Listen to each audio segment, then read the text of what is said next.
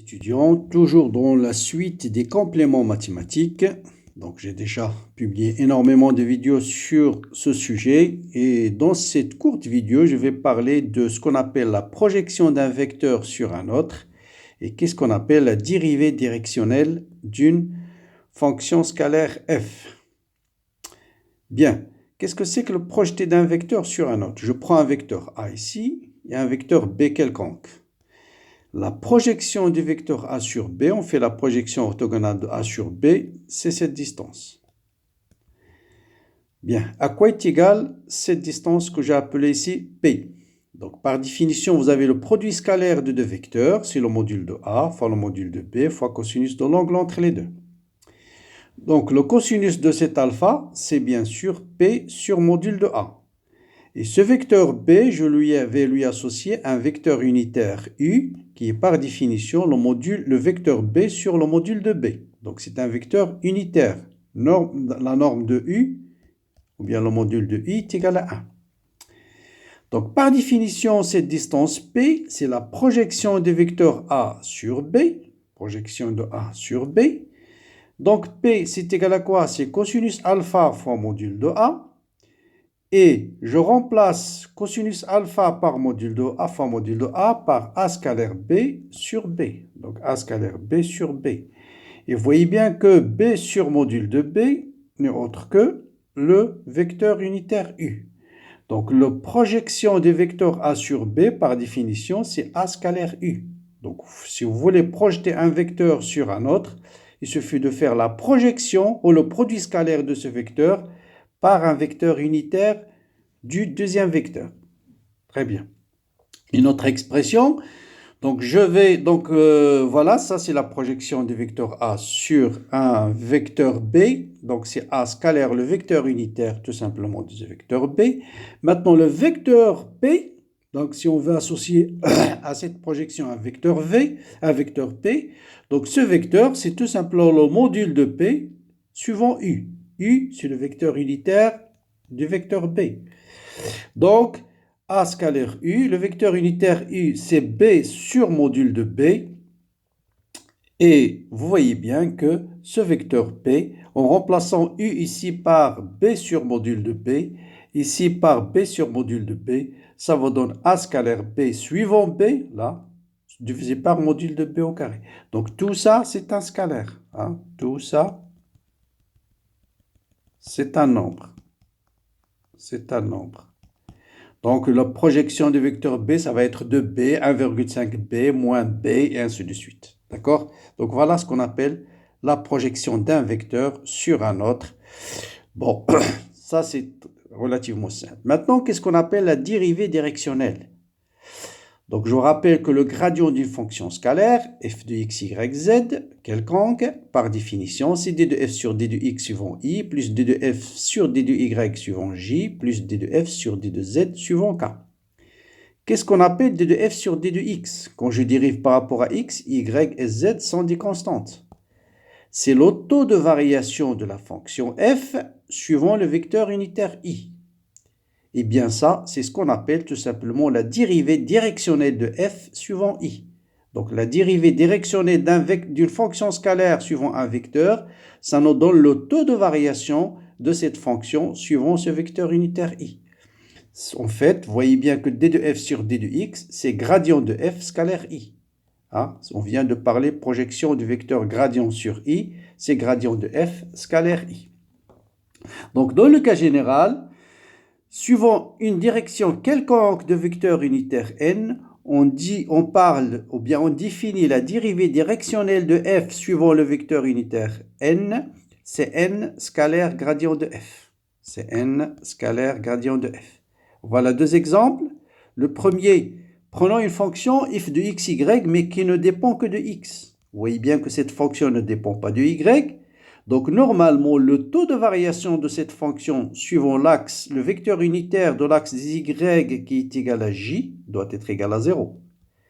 Et comme c'est une fonction linéaire en fonction de x, le taux de variation de f suivant l'axe des x, ça va être une constante. Eh bien, ici, on va calculer le gradient de la fonction f. C'est égal à d de f sur d de x qui est égal à 6 suivant i plus 0 suivant j.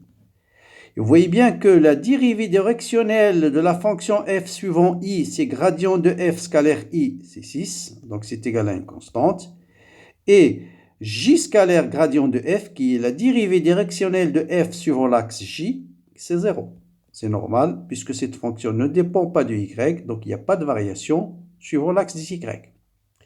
Eh bien, comment on calcule la dérivée directionnelle d'un vecteur d'une fonction scalaire suivant un vecteur? Je vous donne un exemple, un cas général. Prenons une fonction f de xy est égale à x au carré y suivant z. Question, quelle est la dérivée directionnelle de la fonction f suivant le vecteur 4i moins 3k? Et bien sûr, la première chose, c'est de calculer gradient de f. C'est d de f sur d de x qui est 2xy z suivant i, plus x au carré z, la dérivée de ça par rapport à y suivant j, et la dérivée par rapport à z, x au carré y suivant k. Ça, c'est le gradient de f. Eh bien, on va d'abord déterminer le vecteur unitaire de ce vecteur, qui est le vecteur divisé par son module. Le module de, je rappelle que le module, bon, ce vecteur, je l'appelle a, égal à ce vecteur. Donc, le module de a, c'est racine carrée de 16 plus 9. Donc, racine carrée de 25, c'est 5. Donc, la dérivée directionnelle du vecteur a, la dérivée directionnelle de la fonction f suivant le vecteur a, c'est par définition n scalaire gradient de f. N, c'est le vecteur normal associé au vecteur a, qui est défini par 4i moins 3k sur 5. Donc, c'est n scalaire gradient de f. Après, vous faites un produit scalaire classique et ça vous donne 8xyz sur 5 moins 3x carré y sur 5. Et on peut calculer n scalaire gradient de f en n'importe quel point x, y, z et voir est-ce que c'est positif, négatif ou ce que vous voulez.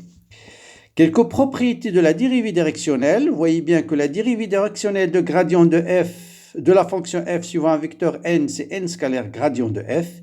Dans quel cas cette quantité est maximale? Si les deux vecteurs sont collinéaires. Autrement dit, le maximum de la dérivée directionnelle d'une fonction f est obtenu suivant la direction de gradient de f. C'est l'une des propriétés que nous avons déjà établies de la fonction gradient. Gradient est toujours suivant la direction ou le taux de variation de la fonction f est maximal. Bon, dernière application, trouver la normale à la surface définie par x au carré y, xy au carré égale à z plus 6 en un point quelconque, par exemple 1, 1 moins 1. Voilà, on vous donne une fonction qui est définie par, une fonction scalaire qui est définie, un champ scalaire qui est défini par xy au carré égale à z plus 6. Quelle est la normale à cette surface? Donc, une autre application du vecteur gradient. Bon, la première chose, il faut écrire cette équation sous la forme f de x, y, z égale à une constante. Donc, il est égal à xy au carré moins z. Vous voyez bien, là, je peux l'écrire. Je ramène z de l'autre côté. Xy au carré moins z égale à 6. Donc, cette fonction scalaire, ou bien ce champ scalaire, est défini par xy au carré, ou bien cette surface, par xy au carré moins z égale à une constante, est égal à 6.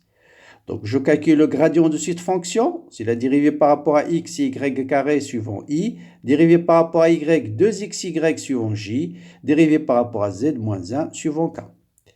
Bon, gradient de f, c'est un vecteur qui est perpendiculaire à la surface f égale à une constante. Donc, la normale à cette surface, c'est tout simplement le vecteur gradient normé. Donc, le gradient divisé par le module de gradient.